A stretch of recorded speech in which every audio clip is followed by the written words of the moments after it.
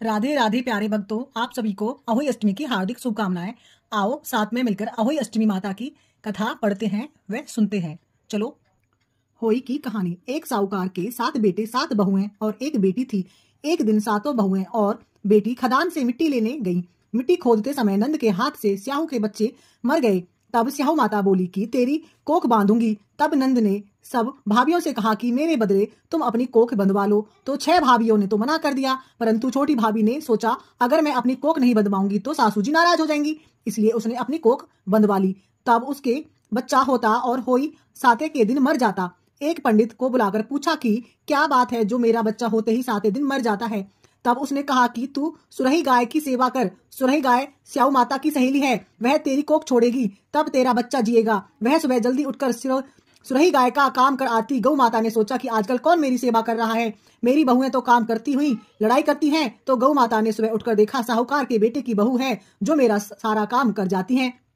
गौ माता बोली तेरी क्या इच्छा है जो तू मेरा इतना काम करती है, मांग क्या मांगती है। तो साहूकार की बहू बोली मुझे वचन दो। तो गौ माता ने वचन दिया। तब वह बोली कि स्याऊ माता तुम्हारी सहेली और स्याऊ माता ने मेरी कोख बांधी है, सो तुम मेरी कोख छुड़वा दो। जब गौ माता ने 7 समुंदर पार अपनी सहेली के पास जाने लगी तो रास्ते में धूप थी। वह एक पेड़ के नीचे बैठ गई। थोड़ी देर में एक सांप आया और पेड़ पर गरुड़ पंखनी का बच्चा था, उसको डसने लगा। तो साहूकार की बहू ने सांप को मारकर ढाल के नीचे दे दिया और बच्चे को बचा लिया। गरुड़ पंखनी आई और साहूकार के बेटे की बहू को चोंच मारने लगी। तो वह बोली मैंने तेरा बच्चा नहीं मारा, यह तो सांप ने मारा है, मैंने तो बचाया है। तब गरुड़ पंखनी बोली तू क्या मांगती है। वह बोली 7 समुद्र पार स्याहू माता रहती है, हमको उसके पास पहुंचा दो। दोस्तों, गरुड़ पंखनी ने उन्हें अपनी पीठ पर बिठाकर स्याहू माता के पास पहुंचा दिया। तो स्याहू माता बोली आओ बहन, बहुत दिन से आई हो। और स्याहू माता बोली कि मेरे तो सिर में जू पड़ गई है। फिर साहूकार की बहू ने उसकी सारी जुएं निकाल दी। तब स्याहू माता बोली तूने मेरी बहुत भलाई करी, इसलिए तेरे 7 बेटे 7 बहुएं हों।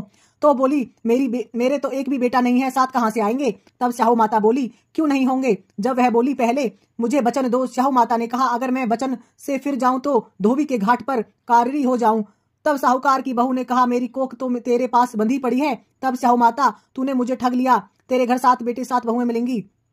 7 उजमन करियो, 7 मंडियां सता कढ़ाई करियो। वह घर गई तो वहां देखा तो 7 बेटे 7 बहू बैठी हैं, बहुत धन हो गया। तो उसने 7 होई माड़ी, 7 उजमन करे, 7 कढ़ाई करी।